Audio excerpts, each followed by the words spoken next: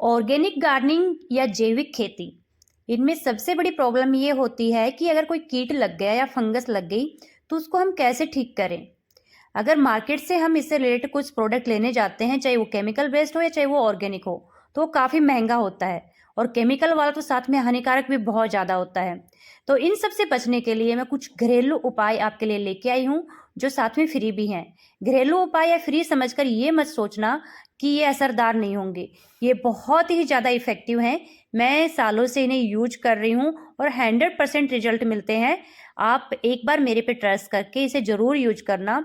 जिस तरीके से मैंने बनाया है, जिस तरीके से मैं यूज़ कर रही हूँ उसी तरीके से। और उसके बाद भी अगर आपको कोई डाउट हो, कुछ भी अगर दिल में डाउट हो तो आप मुझे कमेंट कर सकते हैं, मैं उसका रिप्लाई करूँगी। लेकिन हाँ, वीडियो उसके लिए आपको पूरा देखना पड़ेगा, तभी जाके पूरा समझ में आएगा। और अगर आप मुझे एक लाइक करोगे तो उससे मुझे मोटिवेशन मिलेगा। वीडियो स्टार्ट करने से पहले एक लाइक ज़रूर कर। नमस्कार, स्वागत है आपका शुद्ध उगाओ शुद्ध खाओ में। मैं प्रीतिस्या आप सभी का स्वागत कर रही हूँ। तो देखिए, आज हम बात करने वाले हैं एक जैविक फंजीसाइड के बारे में, जिससे कि हमारी फसलों को भी कोई नुकसान नहीं होगा और हमें भी कोई नुकसान नहीं होगा। कि जो फ्रूट्स या सब्जियां हम खाएंगे तो हमें फ़ायदा ही होगा, और साथ में हमारे जो पौधे रहेंगे, जो मिट्टी रहेगी, उसको खाद भी मिलेगा, मतलब फर्टिलाइज़र भी मिलेगा, और वो रहेंगे भी बहुत हेल्दी और फ्री में मिलेगा। तो सबसे पहले जिस फंजीसाइड की मैं बात करने वाली हूँ वो है ये खट्टी लस्सी। जैसे आप देख पा रहे हैं इस जग में, ये खट्टी लस्सी है। लस्सी, आप जो खट्टा दही होता है उसको मथ कर आप इसमें डाल सकते हैं। बाजार से भी ला सकते हैं दही, लेकिन कोशिश करो अगर आपके घर का जमा हुआ दही हो तो आप उसे तांबे के बर्तन में डाल दो। या तो नहीं, बेस्ट इसका ये होता है कि मिट्टी का बर्तन लो, मिट्टी के बर्तन में डालकर, और उसमें तांबे का कोई बर्तन डाल दो, तांबे का तार डाल दो, या तांबे का छोटा मोटा बर्तन जो आपके पास होता है वो डाल दो। सॉरी। और फिर उसको आप छाया में रख दो ढककर 3 दिन के लिए। आप किसी पेड़ के नीचे रख सकते हैं या फिर छाया में रख सकते हैं, ढककर रखना है।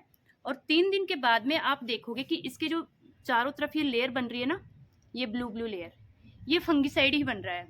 कॉपर से कॉपर सल्फेट बन जाता है और एक बहुत ही स्ट्रॉन्ग फंगिसाइड बन जाता है ये, कि जो कि हमारे पौधों के लिए बहुत अच्छा फंगिसाइड का काम करता है, सॉरी। और मीन्स ये बहुत ज़्यादा बेनिफिशियल रहता है। इसके ऊपर काफ़ी सारी रिसर्च हो भी चुकी है और हो भी रही है। किसान जो ऑर्गेनिक खेती करना चाहते हैं वो इसे ट्राई करके देखें तो बहुत अच्छे रिजल्ट मिल रहे हैं। जो महंगे महंगे आप फंगिसाइड मार्केट से लेके आते हो, जो कि बहुत ज़्यादा जहरीले होते हैं, तो उनके कंपेरिजन में बहुत ज़्यादा सही रहता है। तो इसको आप 3 दिन के बाद में ये तैयार हो जाएगा। फिर आप इसे छान कर, और इसकी पावर बढ़ाने के लिए एक चीज़ मैं भूल गई, इसकी पावर बढ़ाने के लिए आप इसमें नीम के पत्ते डाल दो। थोड़ा सा उनको क्रश करके डाल सकते हो, कूट कर, या थोड़ा मतलब मसल कर उनको आप इसमें डाल दो। तो ये और ज़्यादा मतलब कीटनाशक अच्छा फंजीसाइड और ज़्यादा अच्छा हो जाएगा। आप सभी को पता है कि नीम है वो बहुत ही अच्छा नेचुरल फंजीसाइड है, तो आप वो इसमें डाल दो। और फिर आप इसे छान लो किसी कपड़े से या छलनी से, अच्छे से छान लो, क्योंकि जो स्प्रेयर होता है ना, उसकी ये जो जाली यहाँ पर जो निकलता है ना, पानी जो लिक्विड निकलता है, वो ब्लॉक हो जाता है अगर हम इसे छान कर नहीं भरते हैं तो, और वो ख़राब हो जाता है धीरे धीरे। तो आप इसे छाने ज़रूर। और फिर आप इसे 1 लीटर में 100 ml लेना है आपको। और सभी पत्तों पे, टमाटर में और मिर्ची में तो बहुत अच्छा काम करता है। लीफ कर्ल नहीं होता है उनमें, पर सभी पौधों में पाउडरी मिल्ड्यू जिसमें लगता है वो नहीं लगता, फंगस नहीं लगती है।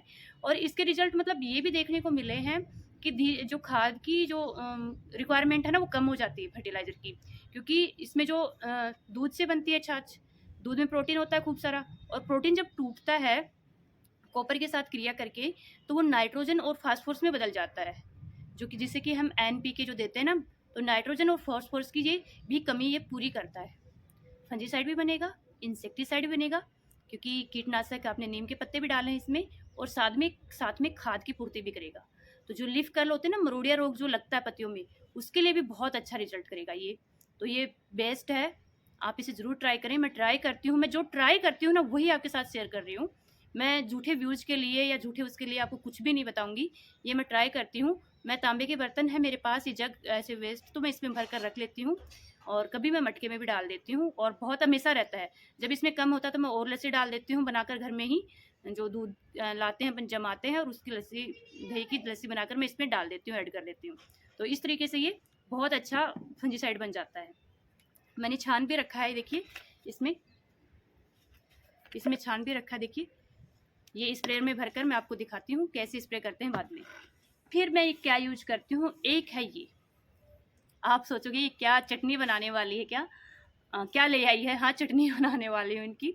लहसुन छीलने मिलने की ज़रूरत नहीं है, मिक्सी में पीसना होता है। लहसुन 50 ग्राम लहसुन, 50 ग्राम ये वाली मिर्ची, तीखी वाली मिर्ची जो आती है ना, पता नहीं हमारे यहाँ पे लोकल लैंग्वेज में इसको ततैया मिर्ची बोलते हैं, आपके यहाँ पे इसे क्या बोलते हैं, ये वाली मिर्ची और अदरक, तीनों चीज़ों को 50-50 ग्राम लेना है। और आप इसका पावर और बढ़ाने के लिए, ये तो बेसिक इंग्रेडिएंट है कि ये तो होना ही होना चाहिए, इसका पावर और बढ़ाने के लिए आप इसमें नीम के पत्ते ऐड कर सकते हो, एलोवेरा ऐड कर सकते हो, या धतूरा के जो बीज या पत्ते, सॉरी जो फल होता है ना धतूरा, वो या उसके पत्ते, या कनेर के पत्ते, जो कड़वी चीज़ें होती है ना, वो आप इसमें ऐड कर सकते हो। और आप इन सबको पीस लो, 50-50 ग्राम ऐड करना है सबको, और पीस कर और फिर वही छान कर और 1 लीटर पानी में डालकर आप इसे स्प्रे कर सकते हो। क्योंकि लहसुन भी बहुत अच्छा फंजीसाइड का काम करता है, और साथ में अदरक भी। इससे भी पौधों पे बहुत ज़्यादा, मैंने काफ़ी बार देखा है कि ना, जो पौधों पे कोई कीट लग जाते हैं ना, तो वो इन चीज़ों से, इससे दूर हो जाते हैं, इनकी स्मेल से। और मैं इसमें मिर्ची, तीखी वाली मिर्च में खूब सारी 50 ग्राम की जगह 100 ग्राम ऐड कर लेती हूँ, क्योंकि इसके टेस्ट फिर पत्तों पे काफ़ी दिन तक रहता है, तो पत्तों पे जो भी कीट पतंगे लग जाते हैं वो भी दूर हो जाते हैं। तो ये इंसेक्टिसाइड और फंजीसाइड का बहुत ही अच्छा रिजल्ट इसका मिलता है मुझे, इन दोनों चीज़ों का बहुत अच्छा रिजल्ट मिलता है। आप एक बार ज़रूर ट्राई करना, मार्केट से कोई भी इंसेक्टिसाइड और फंजीसाइड लाने से पहले आप एक बार ज़रूर ट्राई करना, इनके बहुत ही अच्छे रिजल्ट मिलेंगे, आपके पौधों को कोई नुकसान नहीं होगा, और साथ में सब्जियों का जो फलों का स्वाद है ना, वो भी बढ़ जाता है। और कोई डर नहीं है, आप उसको तोड़कर आपके बच्चे खा लेंगे ना, जबकि आपके एब्सेंस में पीछे से कोई भी टमाटर लगा है, कुछ भी लगा है, तोड़ कर खा लेंगे, तो डर नहीं है, उसमें कोई जहर नहीं है कि कुछ प्रॉब्लम हो जाएगी। ये बहुत अच्छा है, आप ये ट्राई करना। फिर मैं ये यूज़ करती हूँ नीम ऑयल, ये बड़ा पैकेट मेरा ख़त्म हो गया, बोतल यूज़ करती हूँ मैं एजा पावर की, इफ़को की, ये छोटा था वो मैं दिखा रही हूँ, ये मैं यूज़ करती हूँ, मतलब रेगुलर बेसिस पे यूज़ करती हूँ। नीम ऑयल एक प्रिकॉशनरी, मतलब आपके लिए एक मतलब बचाव कर सकता है, लगने के बाद में उससे छुटकारा नहीं मिल सकता, लेकिन अगर आप चाहते हो कि उस पर कीट पतंगे लगे ही नहीं, फंगस लगे ही नहीं, तो आपको पहले ही मतलब वीकली या 10 डेज़ के अल्टरनेट डेज पे आपको उसे स्प्रे करना पड़ेगा। 1 लीटर में 5 ml, और उसमें थोड़ा सा लिक्विड सोप मिला सकते हो, आपके पास जो भी लिक्विड सोप होता है ना, शैम्पू मिला सकते हो, या फिर कोई भी लिक्विड सोप आप उसमें मिलाकर आप ये स्प्रे करिए, जिससे कि पहले ही नहीं लगे। नीम भी बहुत अच्छा फंजीसाइड का काम करता है, नीम का तेल भी, और कीटनाशक भी होता है साथ में, तो आप नीम ऑयल ये साथ में काम कर यूज ले सकते हैं। एक आ जाता है बेकिंग सोडा, बेकिंग सोडा जो कि हम किचन में काम लेते हैं, ये भी 5 ग्राम लेते हैं एक लीटर में, नीम ऑयल के साथ ही मिक्स कर लेते हैं इसको, लेकिन मैं कम यूज करती हूँ बेकिंग सोडा। काफ़ी लोग जो एप्पल सीडर विनेगर होता है, सेव का सिरका जो होता है, उसे भी यूज़ करते हैं, लेकिन मैं यूज़ नहीं करती हूँ, क्योंकि उससे मिट्टी का जो पीएच बैलेंस है ना, वो डिस्टर्ब हो जाता है, इम्बैलेंस हो जाता है, तो मैं यूज़ नहीं करती हूँ उसको। मैं ज़्यादा तो ये वाला, और ये खट्टी लस्सी, और साथ में ये नीम ऑयल, ये यूज करती हूँ। फिर आ जाता है कि जड़ों में अगर फंगस लग जाए, कि मिट्टी में लग जाए, तो उसके लिए हम क्या यूज़ करें, कि उसका भी तो बचाव ज़रूरी है, तो वो चीज़ें भी मैं सारी आपको दिखाने वाली हूँ। पत्तियों का तो हो गया कि पत्तियों पे फंगस लग जाए तो हमें क्या स्प्रे करना है उसको फंगस से या इन कीटों से बचाने के लिए मैं क्या यूज़ करती हूँ। फिर आता है कि जड़ों के लिए, तो देखिए ये है नीम खली, जो नीम की निम्बोलियाँ लगती है ना काफ़ी लोग क्या करते हैं, नीम की निम्बोलियाँ लगती हैं तो उसको, जब पेड़ों पे नीम की निम्बोलियाँ लगते हैं उस टाइम उनको स्टोर कर लेते हैं, उनसे इंसेक्टिसाइड फंजीसाइड बना लेते हैं, और इनका तेल निकलता है, तेल निकलने की वजह से सरसों का, मूंगफली का निकलता है वैसे ही, और तेल निकलने के बाद में जो वेस्ट बचता है उसे नीमखली बोलते हैं। और ये ऑर्गेनिक गार्डनिंग में बहुत ज़्यादा यूज होती है, बहुत ही ज़्यादा, और बहुत ज़्यादा मतलब काफ़ी मतलब लोकप्रिय है, ऐसे नहीं कि भर भर कर यूज होती है। देख पा रहे हैं इसमें निम्बोली के बीज भी हैं तो इसे आपको मिट्टी में, जब मिट्टी तैयार करते हैं उस टाइम डालना है। जैसे 12 बाई 12 का ग्रो बैग आप तैयार कर रहे हैं तो उसमें 1 मुट्ठी डालनी होती है, ये ज़्यादा नहीं डालनी होती है, 1 मुट्ठी में ये काफ़ी अच्छा काम करती है सॉरी, इसकी वजह से हो रहा है। और बाकी फिर बाद में आप जब अपना लिक्विड फर्टिलाइज़र बनाते हो सरसों की खली से, तो आप उसमें डाल सकते हो इसको, और साथ में बहुत अच्छा मतलब निमेटोड वगैरह से, फंगस से बचाती है नीम खली फिर है ये, आप देख रहे हो ये पाउडर जैसा क्या दिखा रहे हो मैम आप, तो ये ट्राइकोडर्मा है, ये एक्टिव फंगस होती है जो कि बैड फंगस को खा लेती है। जैसे मिट्टी में डालते हैं या गोबर की खाद वगैरह में डालते हैं तो ये मल्टीप्लाई हो जाती है, इसकी ग्रोथ होती है, बहुत ही फास्ट होती है। और फिर उसके बाद में ये जो भी बैड फंगस होती है ना हमारी मिट्टी में, तो उसको खा लेती है। तो ट्राइकोडर्मा भी बहुत अच्छा है। और हाँ, ये सेफ़ है, ये मतलब ऑर्गेनिक है, कोई भी मतलब इसमें अनसेफ नहीं है, जैविक है, इसे हम अच्छे से यूज कर सकते हैं। तो ये ट्राइकोडर्मा है और नीम खली। और फिर आती है अपनी वुड एस, जो कि मैं आपको काफ़ी वीडियो में दिखा सकती हूँ। वो भी फंजीसाइड का काम करती है। वो भी मैं जब मिट्टी तैयार करती हूँ तो एक गमले में एक मुट्ठी डालती हूँ।